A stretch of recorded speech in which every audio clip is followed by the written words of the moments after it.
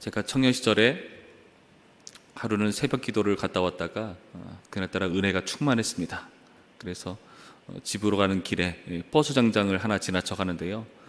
그때 자꾸 마음 가운데 저기 버스 정장에 서 있는 사람들에게 복음을 전하겠다는 생각이 갑자기 불쑥 들더라고요. 지나가면서 마음에 다짐을 했습니다. 내가 저 사람들에게 복음을 전해야지. 한 걸음 한 걸음 가까워지면서 제가 그냥 지나쳐 왔어요. 막상 더 내려가 보니까 이게 두려운 겁니다.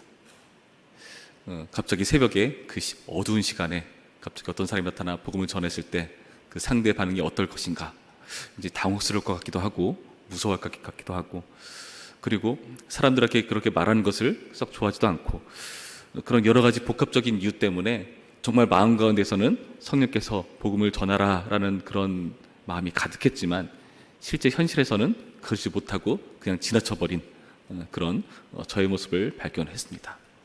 여러분, 이럴 때 있지 않습니까?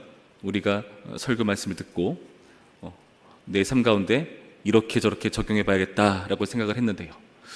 그런데 막상 그것을 적용하는 게 쉽지 않은 현실을 우리가 맞닥뜨릴 때가 있습니다. 내가 우리 안 믿는 남편에게 정말 교회 가보자고 해봐야지. 그러나 그 말 괜히 꺼냈다가 가족 분위기만 험악해지고 힘들어지는 상황들. 내가 어떨 때는 좀 희생을 각오하고 주님의 말씀대로 섬겨봐야지 라고 했지만 괜히 자존심 상하고 마음 상하는 그런 일들, 그런 여러 가지 일들에 우리가 직면할 때가 있다는 거죠. 바로 현실 가운데 우리가 확인하는 일들 아니겠습니까? 우리가 오늘 읽은 본문에서도 마찬가지입니다. 오늘 본문을 보시면 하나님의 심판을 전달해야 되는 임무를 받은 선지자의 이야기인데요.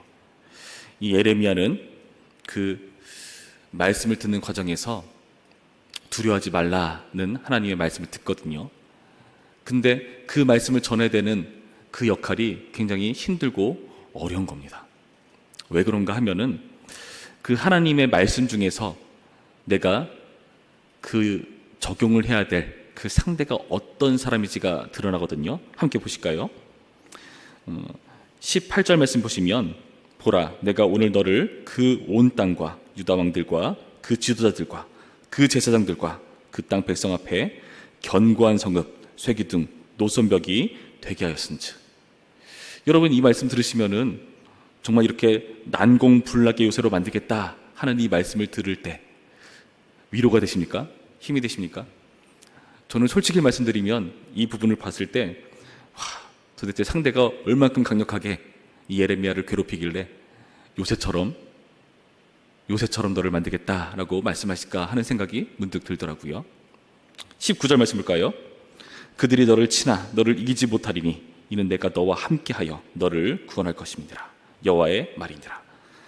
하나님의 구원에 대해서 말씀하고 있지만 그 구원이 있다는 것은 그만큼 그 상대가 자신을 치른 것이 위기 가운데 직면해 있다는 것을 보여주고 있죠. 위기 가운데에서 멸망할 것 같은 그런 공포 속에서 건진받는 거니까요. 그러니까 그러한 현실을 맞닥뜨리는 겁니다. 왜 그런가요? 왜 예레미야는 이런 상대를 바라봐야 되는 건가요? 여러분, 이 상대는 어떤 사람들입니까? 16절 말씀 보시면 이 상대가 어떤 사람들일지를 보여줍니다. 우리 16절 말씀 한 목소리로 읽어봅니다. 16절 시작. 무리가 나를 버리고 다른 신들에게 분향하며 자기 손으로 만든 것들에 절하였은즉 내가 나의 심판을 그들에게 선고하여 그들의 모든 죄악을 징계하리라. 이 말씀에 근거한다면 이 상대는 어떤 사람들입니까? 더 이상 하나님의 말씀을 듣지 않는 사람들, 하나님을 버리고 자기의 신들을 만들어서 다른 신들을 섬기는 그런 모습들이라는 거죠. 예레미야가 말씀을 전해야 되는 대상입니다.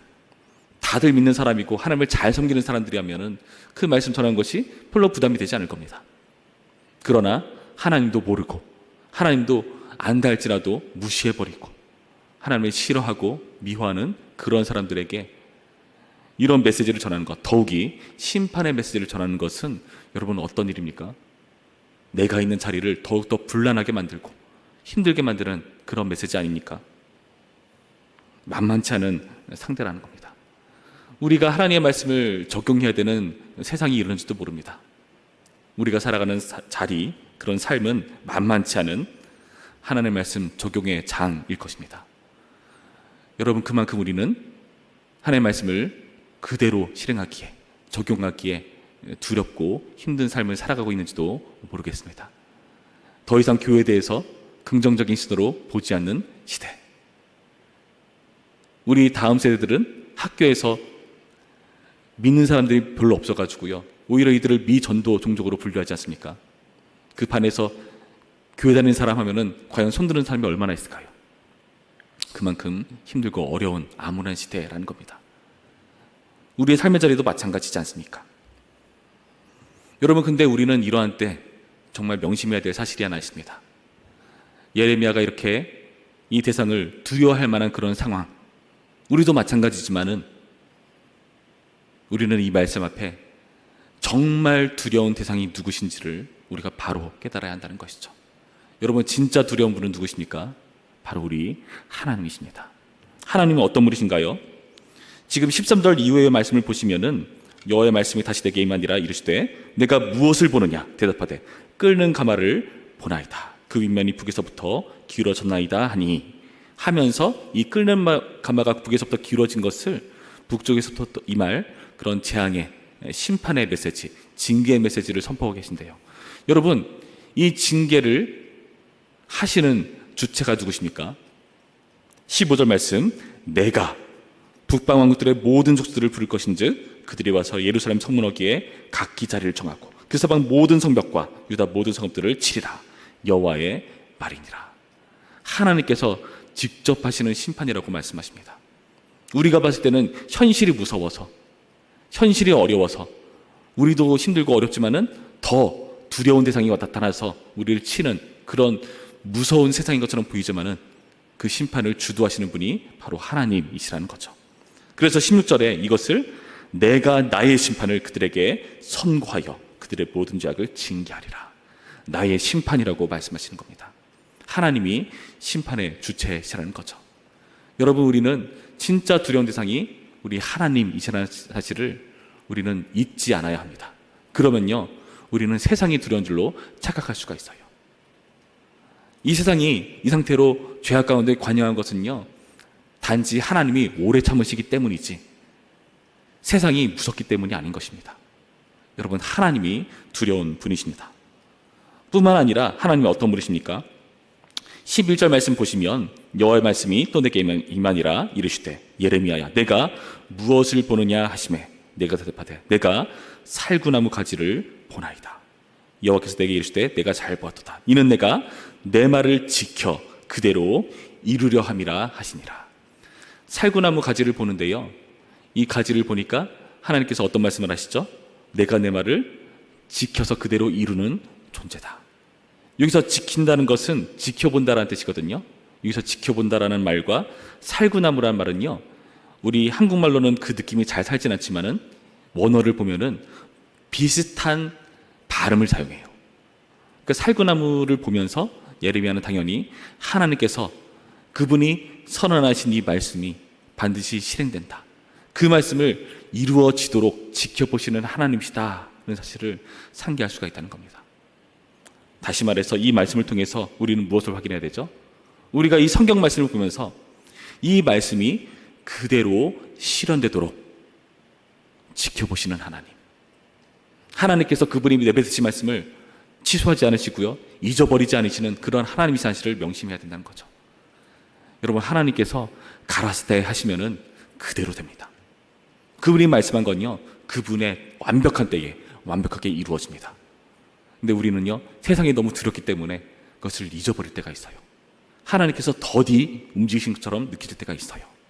그러나 오늘 말씀에 근거한다면 주님께서는요, 우리보다 더 그 말씀을 잊지 않고 지켜보십니다. 마치 우리가 어떤 각오를 벽에다 써붙이고 잊지 않도록 하는 것처럼 하나님께서 그렇게 잊지 않으시는 하나님이시란 겁니다. 그리고 그 말씀이 이루어지는 것을 지켜보시는 하나님이시라는 거죠. 여러분, 우리 삶 가운데 마치 세상이 악한 쪽으로 흘러가고 우리 말씀 적용하기 힘든 것처럼 흘러가는 상황일지라도 여러분 믿으시기 바랍니다. 하나님의 뜻대로 우리가 있는 그 자리가 점점점 진행되고 있다는 사실입니다. 여러분, 이 사실을 믿으셔야 됩니다. 여러분, 정말 감사한 건 뭔지 아십니까? 이런 과정 가운데에서 이렇게 두려운 하나님이 어떤 하나님인가? 나와 함께 하시는 하나님이시라는 사실이죠. 19절 말씀 다시 볼까요? 그들이 너를 치나 너를 이기지 못하리니 이는 내가 너와 함께하여 너를 구원할 것임이니라. 여호와의 말이니라. 우리와 함께 하시는 하나님, 여러분, 이 두려운 하나님이 다른 하나님도 아니고 우리와 함께 하시는 하나님이시라는 사실, 여러분, 이 말씀을 의지하시면서 우리가 오늘 하루 주어진 삶을 살아갈 수가 있는 것입니다. 여러분, 이때에 우리는요 정말 중요하게 명심해야 될 것이 있습니다. 오늘 말씀을 통해 확인해 보는 것은 예레미야가 과연 무엇을 바라보는가입니다. 이 예레미야는요 세상 가운데 살아갔지만 지금 하나님의 말씀을 듣고 있죠. 그리고요 예레미야가 보는 것이 있습니다. 하나님께서 계속해서 11절 말씀에 13절 말씀에 네가 무엇을 보느냐 말씀하시죠. 예레미야가 보는 것은 무엇입니까? 살구나무 가지, 북쪽에서부터 기울어진 끓는 가마솥. 여러분, 우리가 보는 것은 무엇입니까? 예레미야는 이걸 통해서 무엇을 보는 겁니까? 끓는 가마라는 것은 이제 곧 재앙이 닥친다. 우리가 지금 위기 가운데 있다. 많은 사람들이 아무리 죄악 가운데 살아간다 할지라도 하나님 뭐 아무것도 안 하시던데 그냥 우리 내버려 두시는데, 승승장구하게 내버려 두시는데, 그런 분위기에 있을지라도 여러분, 우리는요 그것을 보는 사람들이 아니라 하나님의 진노의 임박한 진노를 확인하는 사람들입니다. 끓는 가마를 보는 사람들입니다. 살구나무 가지는 또 어떠합니까? 여러분, 살구나무 가지는요 겨울에서 봄으로 넘어갈 때 가장 먼저 피어나는 나무라고 합니다. 무슨 말이죠? 아직 아무것도 깨어나지 않은 그런 나무들 사이에서 먼저 각성하고 깨어나는 나무. 여러분, 우리가 보는 것이 바로 이 살구나무입니다. 여러분, 우리가 바로 그런 존재입니다. 아무도 이 임박한 진노를 확인하지 못할 때에, 아무도 각성하지 않은 이 시대에 우리는 지금 이 자리에 와서요 이 말씀을 듣고 있고요, 이 말씀을 근거로 세상을 바라봅니다. 여러분, 우리에게 주어진 책임이 있다는 거죠. 우리가 보는 것이 바로 이런 것이라면 우리가 있는 자리에서 우리의 책임이 있다는 겁니다. 말씀 적용이 어려운 자리에 우리는 살아가지만 그 자리가 바로 하나님의 말씀을 실행하고 먼저 본 자로서, 그 사실을 아는 자로서 그 말씀을 지키고 그것을 본보기로 제시해야 될 그 역할을 우리가 부여받은 것입니다. 그래서 우리는 하나님의 대리 통치자죠. 우리가 있는 자리에서 하나님의 형상의 역할들을 감당하는 것이 바로 우리의 임무인 줄로 믿습니다. 여러분, 우리를 통해서 이루어질 하나님의 말씀을 지켜보시길 바랍니다. 여러분, 우리는 항상 보는 것들이 있죠. 다른 사람은 보지 못하는데 우리가 보는 게 있어요. 예전에 제가 사역할 때 어떤 교회에서 어떤 권사님은요 자꾸 그렇게 쓰레기가 보이더래요. 교회에서요. 다른 사람 다 못 보고 지나치는 쓰레기를 그 권사님은 이상하게도 계속해서 본다는 겁니다. 어떡합니까? 그 쓰레기를 먼저 주우시죠. 무슨 말입니까? 다른 사람은 보지 못하고 우리가 보는 것이 하나님께서 우리에게 부여한 은사이자 임무라는 것입니다. 여러분, 다른 사람이 이상하게 안 보니까 여러분 보이십니까? 그럼 여러분에게 맡기신 하나님의 뜻이 있다는 것이죠. 여러분, 이 말씀을 기억하시면서 우리가 있는 자리에서 말씀 적용이 어려워 보이는 그 상황 가운데에서 먼저 살구나무 가지로서 끓는 가마솥에 그 불안불안한 것을 아는 사람으로서 조치하시고 일하는 그런 임무를 부여받은 우리의 삶이길 바랍니다. 여러분, 오늘 하루 살아가는 삶의 자리에서 이 역할을 부여받은 사람으로 사는 우리 모두가 되기를 주님의 이름으로 축원합니다. 기도하시겠습니다. 참 좋으신 하나님, 감사드립니다. 오늘의 말씀을 통해서 세상이 두려운 것이 아니라 하나님이 두려우시고, 그리고 그 두려운 하나님이 우리와 함께 하시면서 우리에게 보여주는 것이 있다는 사실을 확인해 보았습니다. 하나님, 우리는 삶 가운데서, 세상 속에서 주님께서 보여주신 것을 보는 자로서 먼저 본 사람답게 살아갈 수 있도록 인도하여 주시옵소서.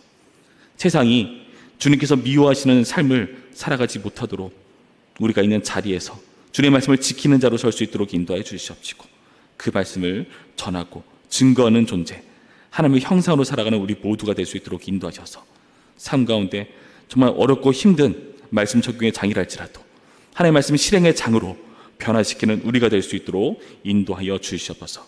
우리와 함께함으로써 두려워하지 않고 능히 감당할 수 있는 주님의 자녀 될 수 있도록 우리 모두를 축복하여 주시옵소서. 예수님의 이름으로 기도했습니다. 아멘.